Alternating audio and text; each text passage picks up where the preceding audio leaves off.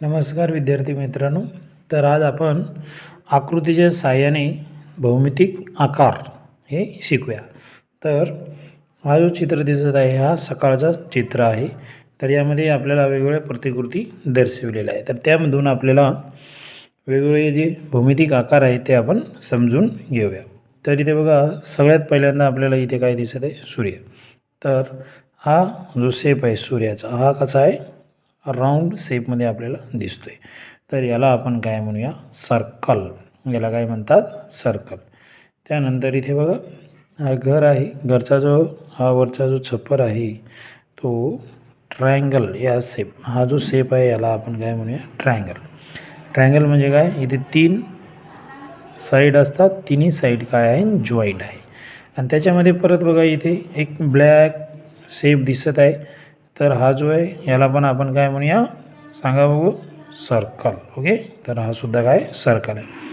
त्यानंतर ही बघा घराची भिंत. आता ही घराची भिंत बघा 4 सारख्या लाईननी बनलेलं आहे. तर याला काय म्हणूया आपण? स्क्वेअर. तर घराची भिंत जी आहे तिचा शेप कोणता आहे? स्क्वेअर. त्यानंतर बघा इथे विंडो आहे. तर विंडोची सुद्धा चारही जी साईड्स आहेत ते कशा आहेत? सेम. म्हणजे हे सुद्धा काय आहे? स्क्वेअर. त्यानंतर बघा घराचा बेसमेंट. हा घराचा जो बेसमेंट आहे त्याचे जे अपोजिट साईड्स आहेत ही आणि ही साईड सारखी आहे. त्यानंतर बघा ही वरची साईड आणि ही साईड दोन्ही सारखी आहेत. म्हणजे अपोजिट साईड्स काय आहेत? सारख्या. म्हणजे हा जो शेप आहे याला आपण काय म्हणूया? रेक्टँगल. ओके. त्यानंतर बघा आता हा जो काईट आहे.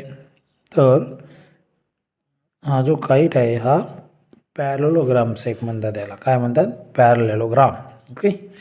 तर त्यानंतर बघा हा जो ढग आहे, हा ढग जो आहे हा कोणता शेप आहे?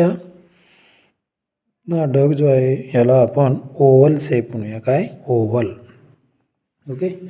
तर आता मी तुम्हाला बाकीचे जे शेप आहेत ते आपण आयडेंटिफाय करूया. बघा आता याच्यामध्ये हे जे झाड आहे ख्रिसमस ट्री, तर हे कशाने बनलेले आहेत? सांगा बघू.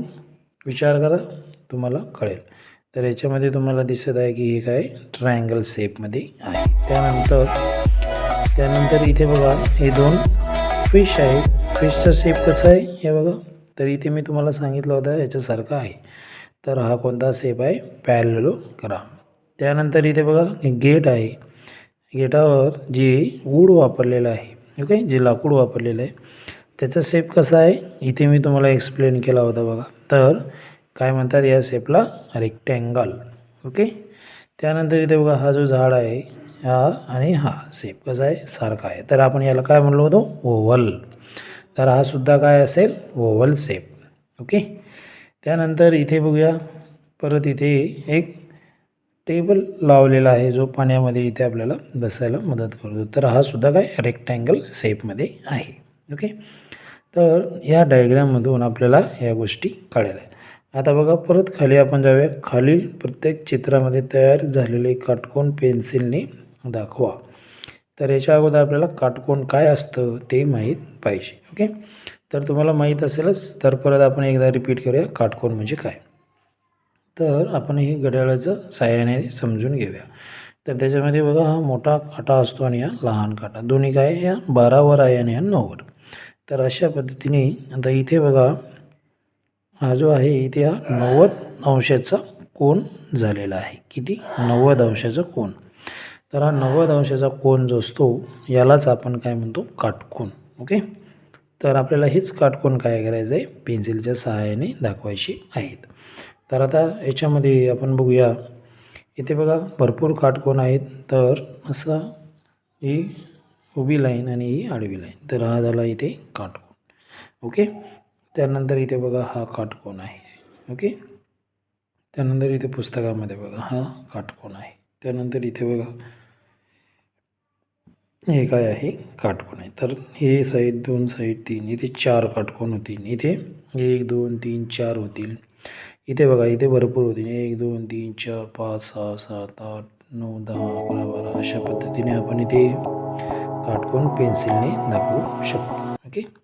तर मित्रांनो आपण आकृतीच्या सहाय्याने आज काय शिकलो? आपण वेगवेगळे भौमितिक आकार शिकलो. तर तुम्हाला काय करायचं आहे, आता हे जे भौमितिक आकार आपण शिकलो ते आपण एका ठिकाणी काय करायचं आहे, लिहून घ्यायचं आहे. ओके, तर ठीक आहे. तर बाकीचं आपण पुढच्या व्हिडिओमध्ये बघणार आहोत. पुढच्या व्हिडिओमध्ये आपण काय करूया, तर वेगवेगळ्या आकाराच्या सहाय्याने आपण एखादं चित्र रंगवूया आणि चित्र बनवून त्याला काय करायचं, आपल्याला रंगवायचं आहे. ओके, त्यामध्ये सुद्धा आपण या ज्या गोष्टी आहेत त्या आपण शिकू शकतो. धन्यवाद. थँक्यू.